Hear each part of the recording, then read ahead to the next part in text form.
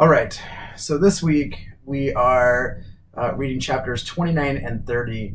I think I've put down the page numbers that you need to read this week. However, really what I'm looking for is that you're able to cover several of these themes and concepts that we're going to talk about today. This video may go a little over 10 minutes, but I'm going to try and keep it right there so that you can get the most out of your reading and be able to see some of these themes.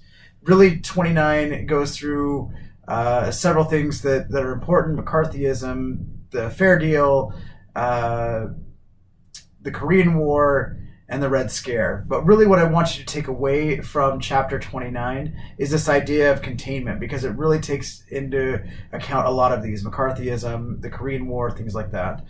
Containment, especially defined in chapter 29, is this idea of trying to contain communism. I think that we forget about that a lot of times. We don't look at the communist piece of this, but really the idea of containment is keeping communism as far away from the United States as possible, which then leads into the idea of containing communism away from democratic political institutions or organizations, not organizations, countries. So containment is one that we need to make sure that we understand. So if you're reading this week, 29, just spend some time on the containment piece. There is some different things that we're going to talk about, but the Red Scare, really this idea of communists coming over and taking over in the United States. McCarthyism and the idea of trying to keep communists out of the country and really turning neighbors on neighbors to tell on communists who are in our country, or socialists who are in our country, or anybody who's not willing to conform to democratic ideals and values. Okay, so containment is a big deal, and I would definitely read the sections on containment in chapter 29. There's a few other things. Obviously, you have Joseph McCarthy, who is pushing this idea of McCarthyism and blacklisting people and making sure that we're not being infiltrated by communists. You have Eisenhower's New Deal, Truman's New Deal, and his idea of or the Fair Deal, which is really this idea of trying to make it fair for everybody. He tries to eliminate unions. Those are things that you should probably have a broad idea about, but not necessarily something that you're going to need to know for the test coming up, okay, or the final. Really what I want to get into is chapter 30. Chapter 30 is one that I am passionate about, and I think that you probably are as well. It's something that we usually spend some time on, but I want to spend some time on a few different things. Number one, conformist culture. There's a section in chapter 30 on conformist culture. There are several ideas that I want to touch on. One of the things is this idea of conforming to be able so that everybody can be the same. Okay, we've got some ideas. Levittown is one. You get homes that are starting to be built exactly the same. You get these neighborhoods that look exactly alike, and everybody is living in the same house, driving the same cars. We're all dressing the same. This conformist culture. Okay, one of the ways that we see this, another conformist culture, is within religion. The LDS Church starts doing their grooming standards so that their missionaries all look alike at this point in time as well. And this idea of conformist culture, it's not just within the LDS Church. All churches are starting to do this, and it's really about being the same, okay? Conforming so that we all look alike and nobody's stepping out of line, okay? This leads to the youth counterculture, okay? You get Jackson Pollock, who is just flipping paint on and that's I like Jackson Pollock. I shouldn't have said just flipping paint. It is. I think that a lot of people are looking at it as just flipping paint on a canvas, but the idea of just throwing paint up there. Rock and roll comes out of this time period. You get Jack Kerouac riding on the road. You get the beats that are coming out of this. The beatnik generation. So you get a lot of different things that are going on with the counterculture, and it all has to do with nonconformity. Okay, so you get conformity at the top, and then you get nonconformity below it, which the youth are like, hey, I'm not doing this. I'm going to listen to Elvis. I'm going to be a little bit more sexual, have some sexual experimentation. I'm going to get out and see the world, and it leads to this counterculture. Okay, so the youth counterculture. There's a big section on the youth counterculture, and you should be able to read that and kind of figure out how conformist culture leads the youth to this nonconformist counterculture. Okay, civil rights. As we've talked about before, civil rights is my big issue. It's what I wrote my master's thesis on. It's what I am working on my doctoral dissertation on. And so civil rights is a big deal. Really, you get a lot of different things that are going on. And I want to be clear that the civil rights movement, although this is the classical phase of the civil rights movement, is Brown v. Board of Education.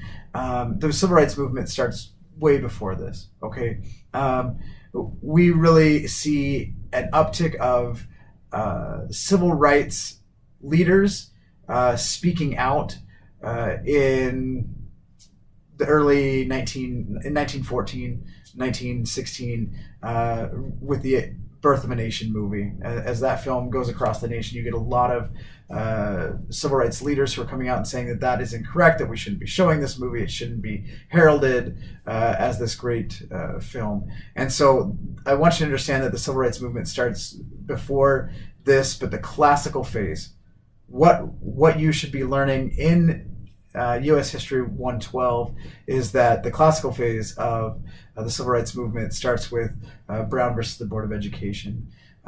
We just saw last week that Brown, the daughter of Brown that brought this case forward, just passed away last week, and that should be a big deal in the civil rights movement. As that started the classical phase. Okay, so desegregation of schools, that's a big deal. I want you to be able to understand what desegregation of schools meant and how Brown versus the Board of Education really started that. You get the Montgomery bus boycotts, you get Rosa Parks. I think that we've done a bad job as white historians who go out and try to whitewash civil rights history and make Rosa Parks this nice lady who sat down in the wrong section and wouldn't move. That's not really the case. She went out with the idea of causing a stir. Non-violent protest is what she was doing, and I want you to understand that that's what was going on. That it wasn't just a mistake. It wasn't something she was purposely doing that. Okay, we get Martin Luther King Jr., who is starting to protest at this point in time. We just saw the 50th year commemoration of his passing, of his assassination yesterday, and that is a big deal that we see, as well as another way that white historians, and maybe not all white historians, but we see it especially in high schools, of people whitewashing this history. Dr. King was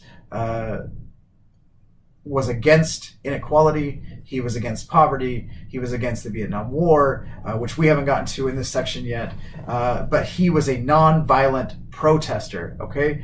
And his idea was not that we should all be equal and we should all love one another, although those are things that he talked about. It really was, he's going to get out there and fight for African Americans. And we should see that. We should see not just that he was nonviolent and that he pushed nonviolence, but that we should see that he was also for inequality. He was against poverty. He was for labor unions. And this is something that often gets lost as we talk about that. I hope that as you read this week, that you can see the complex person that Rosa Parks and Martin Luther King Jr. was. Okay, we get desegregation of schools, and we start to see the integration of African Americans into Southern schools.